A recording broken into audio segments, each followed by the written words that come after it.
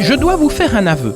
J'ai toujours été quelqu'un de curieux et je me suis toujours intéressé au vécu des personnes qui m'entouraient. Cela me permettait de mieux les connaître et de les découvrir, ce qui, j'en suis sûr, est un réflexe généreux. S'intéresser aux autres facilite les relations avec ceux-ci. En créant, en 2018, le podcast natif Les interviews d'Eric Cooper, j'avais le projet de partager avec tous et toutes le voyage que je faisais en découvrant la vie et les réalisations des personnes qui, à mon micro, racontaient une histoire, leur parcours de vie ou leur création. C'est sur le ton d'une simple conversation que se déroulent les interviews d'Eric Cooper. Le décor est simple. La terrasse d'un café, un musée, un parc, une gare. L'ambiance parfaite pour permettre à la conversation de se dérouler aisément.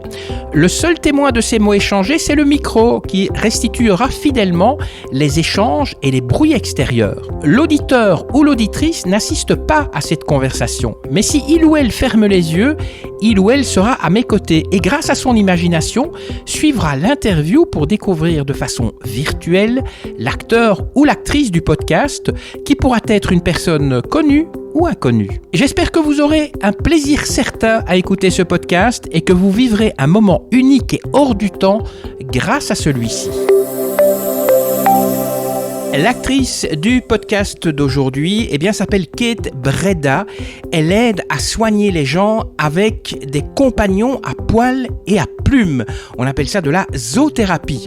Alors, Kate Breda, bonjour. Quel a été le parcours qui vous a conduit à la zoothérapie ? Alors, j'ai commencé en étant éducatrice spécialisée. J'ai fait 14 ans d'internat. Et le décès de mon papa m'a fait me rendre compte que j'avais besoin de changement. Et pour ça, je me suis tournée vers les animaux parce que c'était ce qui m'a toujours le plus détendue. Et je me sens vraiment très performante avec les animaux. Et donc, j'ai décidé de m'orienter plutôt, d'allier, on va dire, l'éducation spécialisée avec la zoothérapie, donc avec l'animal, pour pouvoir faire une spécialisation dans mon métier. Voilà.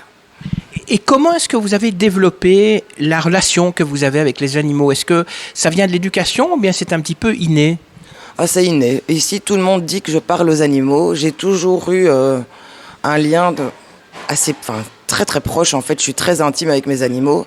C'est vraiment, dans leur regard, je sais exactement ce qu'il y a, ce qui va pas. J'ai même fait de la communication animale aussi. Et c'est vrai que depuis toute petite, j'ai toujours été proche, j'ai toujours eu des animaux et voilà, c'est vraiment quelque chose d'inné chez moi. Vous dites que vous parlez à vos animaux. Il y a des personnes qui disent que c'est bizarre de leur parler, mais quelle est justement l'importance de leur parler alors que dans le fond, ils ne comprennent pas notre langage ? Alors, il faut savoir que les animaux sont des éponges émotionnelles. Et donc, en fait, le fait de parler aux animaux, ça permet aussi à soi-même de pouvoir se détendre, se relaxer, se retrouver avec soi-même. L'animal, il vient plutôt montrer ce que nous ressentons à ce moment-là. Par exemple, si je suis vraiment triste, le chien va automatiquement venir vers moi et va me faire comprendre qu'en me caressant, en venant se coller contre moi, je ne vais pas bien. Et ce qui, par exemple, peut me faire du bien, parce que ça peut, par exemple, me permettre de pleurer, de me lâcher, des choses comme ça. Qu'est-ce qui vous a poussé à combiner votre amour des animaux avec votre expérience passée en accompagnement psycho-affectif ? Simplement, déjà, j'avais envie de changement. J'avais besoin de changer littéralement d'horizon. Et le fait de combiner les animaux avec la prise en charge éducative, en fait, je pense que c'était inné chez moi et que c'est ce que j'aurais dû faire depuis toujours. Maintenant, à l'époque, quand on est jeune, on ne sait pas trop vers quoi on va. On n'a pas vraiment d'idée de ce qui peut nous attendre. Toutes les portes ne s'ouvrent pas non plus. Et donc, le fait d'avoir combiné ça, pour moi, c'est la réalisation d'une vie. En fait, j'ai toujours été proche des gens et proche des animaux. Je me suis dit, pourquoi pas tenter les deux. Les deux ne sont pas incompatibles parce que souvent on dit les personnes qui aiment les animaux en général n'aiment pas les humains. Ah, si, les deux sont compatibles, évidemment. Moi, j'aime les humains, j'aime aider l'humain. Je suis vraiment dans le social et l'animal, en fait, est un facilitateur dans la thérapie. Il vient vraiment, en fait, aider le patient. Par exemple, si on a un patient qui souffre de troubles autistiques, l'animal, par exemple, donc le patient autistique a dur, par exemple, à regarder dans les yeux. L'animal, lui, n'a pas de jugement et le lien qui se fait entre le patient et l'animal est bien plus rapide qu'entre le patient et le thérapeute. Et donc, on fonctionne beaucoup par effet miroir, c'est-à-dire que, par exemple, si on va essayer de voir si, par exemple, le chien a peur, on va demander à l'enfant, tiens, est-ce que tu remarques que le chien, il a peur? Oui, comment? Ah ben par exemple, il a redressé ses poils, ou il a sursauté, ou il est parti en courant. Eh bien toi, comment tu montres quand tu as peur? On vient les aider à trouver leurs émotions, comment elles se manifestent. Voilà, c'est un tout, mais je suis pas sûre de répondre bien à vos questions. Hein. C'est pas évident pour moi, mais je suis pas habituée à ça. Si vous répondez très bien, est-ce que vous dites 2 mots un petit peu sur la formation que vous avez suivie au Québec? Alors, la formation au Québec, donc c'était une spécialisation que j'ai faite suite à la formation de zoothérapie, qui était animée par une Québécoise qui a une expérience de 15 ans et une Belge. Elles se sont alliées à 2 pour donner des formations donc, via Animois Zoothérapie. Et j'ai rejoint mes 2 formatrices. Du coup, nous sommes partis, j'ai rejoint au Québec. Donc, avec la Belge, j'ai pris l'avion pour rejoindre la Québécoise. Et ensemble, on est partis faire une spécialisation pour l'entraînement des animaux. Pourquoi? Parce que pour travailler avec des animaux, il faut que les animaux soient aptes. Si l'animal n'est pas apte, qu'il y a une morsure ou quoi que ce soit, moi, c'est hors de question. Mon animal, il doit pouvoir être compétent, il doit pouvoir être bien dans sa tête, il doit pouvoir être manipulé, il doit pouvoir être tout à fait adéquat. Et c'est pourquoi j'avais décidé, parce que j'ai vraiment une facilité à dresser les animaux. Voilà, c'est vraiment mon truc ici. J'adore ça, j'en parlerai certainement tout de suite. Mais pour moi, c'était essentiel de pouvoir terminer le volet zoothérapie par cette formation d'entraîneuse. Vous parlez de dresser les animaux, c'est-à-dire, moi par exemple, je sais très bien que les chats sont impossibles à dresser. Quoique, j'ai un jour vu un spectacle de cirque au cirque de Moscou où il y avait des chats. Alors, comment vous dites, voilà, vous avez un don pour entraîner les animaux, c'est-à-dire? Alors, personnellement, mon chat fait des obstacles. Il connaît le assis, il fait les câlins à la demande, il vient sur mes épaules. Mais c'est très simple. En fait, ce qu'il faut pour tout animal, c'est d'abord toujours veiller à ce que l'animal soit heureux. Alors, pour être heureux, un animal, donc par exemple un chien, il a besoin des moments de jeu, des moments de balade. Il a besoin des activités intellectuelles, des activités pour mâchouiller des choses. Avec le chat, c'est la même chose. Donc, il lui faut son côté câlin, sa litière propre, c'est bête, mais voilà, c'est très important. Il lui faut son espace à lui. Et alors, de la bonne nourriture. Et alors, ce que je vais faire, c'est que je vais toujours veiller. Donc, quand tout ça est rempli, à ce moment-là, mon animal, il est bien dans sa tête. Moi, ce que je vais faire, c'est que je vais le travailler par les récompenses.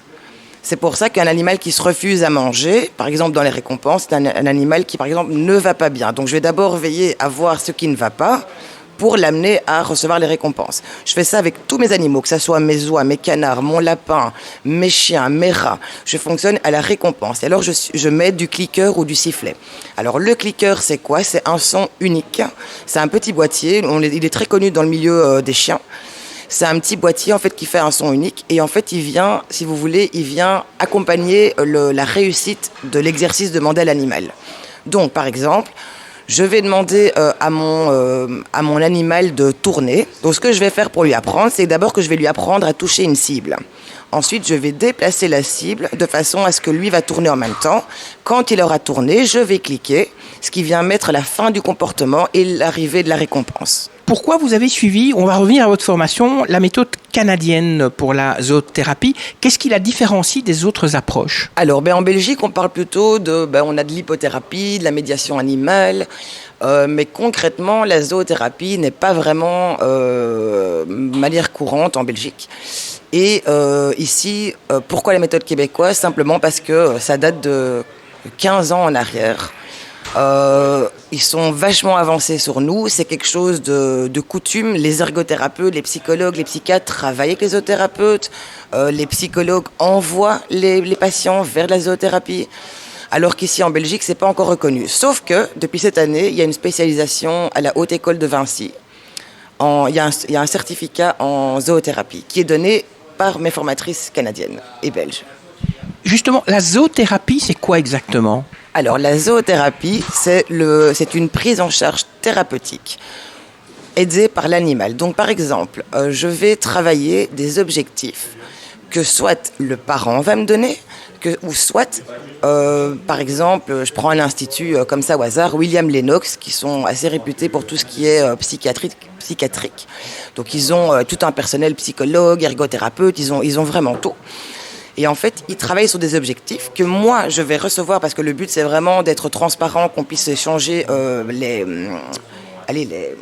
programmes, etc.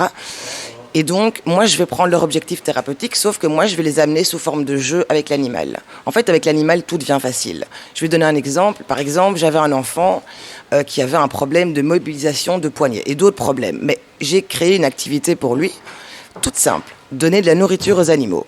Évidemment, en même temps, on travaille plein de choses, hein. Mais simplement, il ne s'est même pas rendu compte qu'il mobilisait ses poignets. Parce que c'était sous forme de jeu et on nourrissait l'animal. Donc il n'y a pas vu...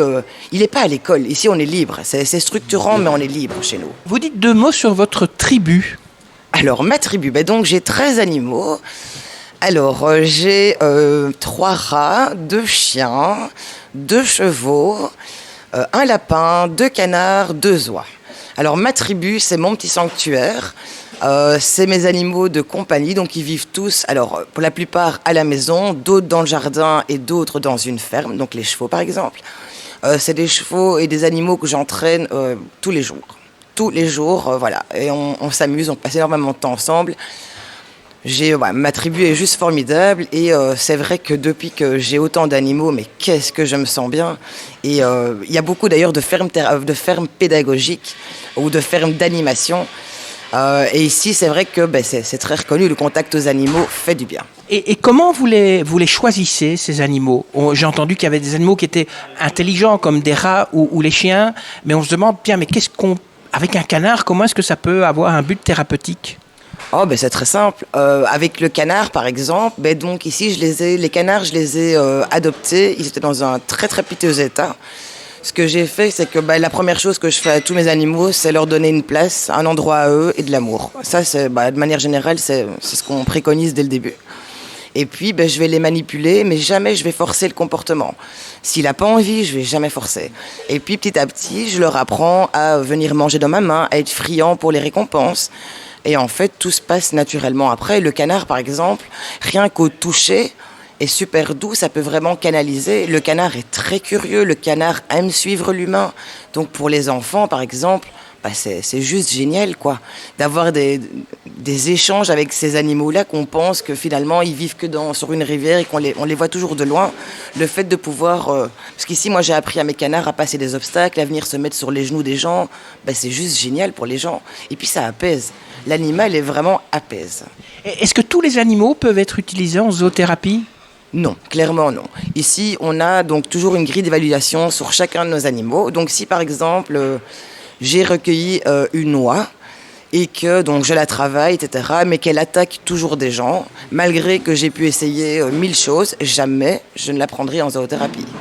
Il doit y avoir le risque, on doit se rapprocher du risque 0. Comment est-ce que vous adaptez vos interventions en fonction des besoins spécifiques des personnes que vous accompagnez ? Alors ici je vais par exemple, si c'est du primaire, du maternel, dans les homes avec les personnes âgées, dans le spécialisé, je vais chaque fois demander donc quand la personne me contacte pour une intervention, je vais créer une fiche patient où je demande le plus d'informations possible. Alors admettons, c'est pour une vieille dame. Ce que je vais faire, c'est que je vais contacter la famille, je vais contacter le centre, je vais demander des albums photos, je vais me renseigner sur l'époque de la personne, je vais travailler la mémoire à long terme parce qu'il y a souvent dans les personnes âgées, il y a beaucoup d'anxiété due au fait d'être dans un home, la solitude. Il y a pas mal de soucis avec la mémoire courte et la mémoire à moyen terme. Donc je vais plutôt travailler la mémoire à long terme et je me renseigne toujours et je vais toujours adapter. Et aussi, il faut savoir que dans nos formations, on apprend tout ce qu'on doit faire, mais tout ce qu'on ne peut pas faire. On est vraiment des pros de nos publics. On sait exactement... Je sais, par exemple, à une dame âgée, je ne vais pas donner de l'eau comme ça. Je vais toujours me renseigner si je peux. Je ne vais jamais, par exemple, abaisser son siège parce que ça peut être dangereux pour elle. Toutes ces petites précautions, je vais vraiment me renseigner à fond à chaque fois, quoi. Quels sont les publics qui bénéficient le plus de vos séances ? Est-ce que c'est les enfants, les personnes âgées ou d'autres personnes ? Moi, ici, donc, dans ma formation, j'ai choisi de travailler avec donc, le primaire, comme je vous ai dit, maternelle, secondaire, ce que j'aime vraiment beaucoup, beaucoup. Le spécialisé, les femmes battues, les personnes en burn-out, les gens qui souffrent d'alcool, les gens qui ont des phobies, de l'anxiété. La zoothérapie, en fait, tant que la personne aime l'animal, moi, je peux vraiment faire quelque chose pour les personnes, quoi. Est-ce que vous pourriez donner un exemple d'activité ou d'exercice que vous proposez avec vos animaux, avec les rats par exemple? Quels sont les genres d'exercices que vous pourriez proposer? Alors, par exemple, on travaille beaucoup avec des outils. Moi, je suis à la maison, je déborde d'outils. Donc, on a souvent des cartes sur la confiance en soi, les valeurs, les qualités, les défauts, des situations. Donc, par exemple... il y a les jeux d'impro social, je ne sais pas si vous connaissez, mais c'est juste parfait. Et en fait, ce que je vais faire, c'est que par exemple, je vais aller apprendre à mes rats à venir piocher eux-mêmes les cartes. Donc, je vais déjà cibler les cartes que j'ai besoin pour travailler avec le patient en fonction de sa problématique à lui. Et ensuite, je vais demander, par exemple, à mon rat de venir choisir une carte. Waouh, c'est le rat qui a choisi la carte. L'enfant est content de la lire.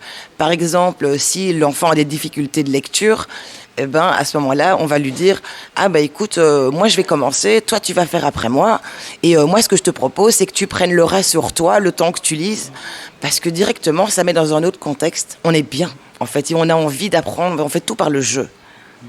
Le rat est un animal très intelligent. Alors, quel est le plus qu'offre la zoothérapie par rapport à d'autres thérapies? Le plus, la relation unique. La relation unique de pouvoir créer avec un animal. C'est juste magique. On ne sait pas toujours faire de miracles, mais on rend toujours les interventions magiques. Et les animaux, est-ce que ça permet de réguler les émotions? Bien sûr. Les animaux sont vraiment des éponges, comme je l'avais dit précédemment. Les animaux arrivent en fait à nous calmer. Le fait de, par exemple, juste caresser un animal, de mettre ses mains sur un cheval, par exemple, de mettre les mains sur son ventre, de s'habituer à sa respiration, de respirer en même temps que l'animal, c'est vraiment des canalisateurs d'énergie. Ils permettent instantanément une détente. Ils arrivent à vous canaliser, c'est quelque chose de phénoménal. Il faut vraiment le vivre pour comprendre. On comprend pourquoi tant de personnes ont autant d'animaux chez eux. L'animal a des bienfaits connus, tout comme Mon Jardin thérapeutique, je ne sais pas si vous avez un petit peu lu. C'est pareil, les bienfaits de Mon Jardin, par exemple, à moins que vous aviez une question là-dessus après. Les bienfaits de Mon Jardin, c'est par exemple, travailler dans le jardin, on va être pieds nus, on va être entouré d'animaux, ça va être un gain pour de vitamine B. Ça donne de l'endorphine, ça diminue l'anxiété, ça diminue les phobies, ça améliore le sommeil. Les animaux, c'est un peu la même chose. C'est un peu le même effet que le travail dans la terre, en fait. C'est un retour aux sources. Alors, comment vous faites pour être sûr que vos animaux sont bien traités? Parce que c'est vrai que vous avez parlé d'éducation, de dressage.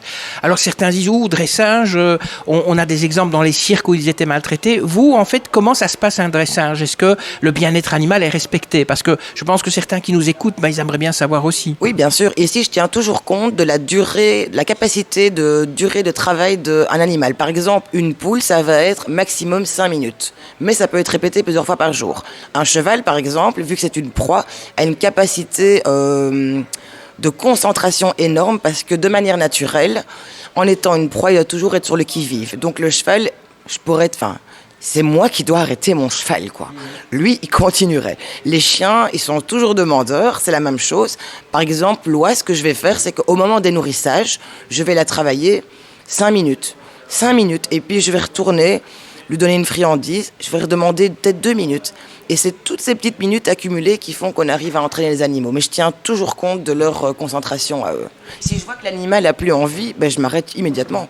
Quels sont vos projets pour le futur? Ici, je suis occupée de développer donc, sur mon site un programme entraîneur qui ici s'adresse plutôt à tous les publics.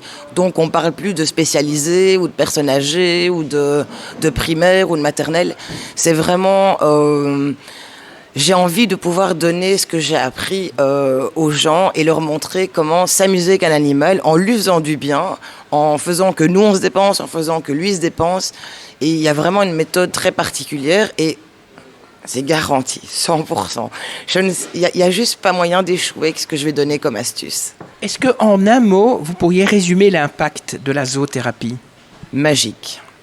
Et enfin, pour finir, une dernière question. Quel conseil vous pourriez donner à ceux ou celles qui veulent se lancer dans la zoothérapie ? Alors, ce que je peux donner comme conseil, il ne faut pas spécialement avoir son propre animal pour commencer. En zoothérapie, il est fréquent qu'on fasse des contrats de prêt d'animaux. Si par exemple votre voisin a un chien qui ne sort pas beaucoup et qui a un super caractère, que la grille d'évaluation que vous savez trouver, que je peux donner aussi, que tous les critères sont respectés, que l'animal est bien dans sa tête, mais vous pouvez tout à fait commencer par emprunter un autre animal. Vous n'êtes pas obligé de vous dire « Ah, mais je suis en appartement, je ne peux pas avoir un chien ». C'est pas grave, prenez celui du voisin, prenez celui de votre ami, prenez celui d'un chien de la famille. Voilà, il y a le chien, il y a d'autres animaux plus petits, voilà, comme les rats par exemple, qui peuvent se mettre dans une cage. Maintenant, voilà, un rat a d'autres besoins. Moi, ils sortent 3-4 fois semaine, ils ont besoin de courir, mais voilà. Faites avec ce que vous avez. Si vous avez de l'amour pour les gens et pour les animaux, vous avez déjà tout pour réussir. Est-ce qu'on peut utiliser les animaux dans des refuges aussi, qui sont dans des refuges, ou bien ça, ce n'est pas possible ? Moi, ici, le chat, je l'ai adopté dans un refuge. Mes 2 oies, c'était dans un refuge. Donc je pense que c'est vraiment pas un problème d'adopter un animal dans un refuge. C'est même, je trouve, vachement bien. La seule différence, c'est que vous ne l'avez pas eu petit et vous ne connaissez pas son passé. Voilà, c'est un peu comme nous quand on est dans une situation où tout va bien et puis on a une odeur qui nous rappelle un souvenir négatif, on va peut-être tout à coup se frustrer, mais l'animal, ça peut être la même chose. Donc vous ne serez pas garanti de sa façon de réagir. Mais voilà, avec l'amour, on peut tout faire. Mais je veux dire, des refuges qui pourraient vous prêter des animaux, est-ce qu'ils accepteraient ou pas ? Non, ça, je pense pas. Honnêtement, j'ai pas. Moi, personnellement, avec mes 13 animaux, j'ai pas été vers cette option-là. Maintenant, je sais qu'il y a du bénévolat dans les refuges où on peut promener les chiens et des choses comme ça, mais ça serait hyper utile de mettre ça en place. Ça serait juste parfait, en fait. Je crois que ça serait vraiment une super idée. Une vraie dernière question, vous avez parlé de votre jardin. 2 mots sur votre jardin ? Mon jardin, ça a été mon thérapeute. Mon jardin, j'avais des phobies pour les insectes, des phobies pour les araignées. Enfin, voilà, c'était horrible. J'aurais traversé une autoroute face à une araignée. Et le fait de me consacrer à passer du temps pieds nus dans mon jardin, je sais pas comment dire, mais c'est juste, ça a été que des bénéfices pour moi. Je me sens vraiment, ça me permet vraiment de faire un ancrage et de calmer ma respiration. Je dors mieux, je me sens mieux. Et bon, vous rajoutez les animaux à ça et tout devient magique. Et ce jardin, il est uniquement disponible pour vous ou bien vous l'utilisez aussi pour les personnes qui viennent chez vous ? Non, je l'utilise aussi pour les personnes qui viennent chez moi. D'ailleurs, j'ai développé le jardin thérapeutique qui va démarrer au mois d'avril-mai, à la belle saison évidemment, où là, on va pouvoir se retrouver par temps de pluie ou pas, peu importe. Mais on peut se retrouver également pieds nus, entourés d'animaux. On va pouvoir faire par exemple des hôtels à insectes, faire des petits potagers que vous allez ramener chez vous, des petits parterres de fleurs. On peut faire tellement de choses. J'adore tout ce qui est récup. Moi, je ne suis pas du genre à aller acheter des choses neuves. Avec des boîtes de conserve, je peux faire 1001 activités. Voilà, je suis hyper créative et j'espère que vous le serez aussi. Ça y est, c'est fini. Merci Kate Breda d'avoir répondu à mes questions. Si vous souhaitez en savoir plus, vous pouvez aller sur le site www.dansesyeux.com ou alors Dans ses yeux zoothérapie, sa page Facebook. Avant que je ne vous lâche, vous qui écoutez ce podcast, n'oubliez pas de le liker, partagez-le bien sûr avec tous vos amis, faites un commentaire si vous avez envie et puis aussi abonnez-vous à la chaîne Les Interviews d'Eric Cooper, comme ça vous serez tenu au courant de la diffusion des interviews avant tout le monde. Allez, grand merci, que la force soit avec vous et avec tous les autres et rendez-vous pour un prochain podcast. Bye bye.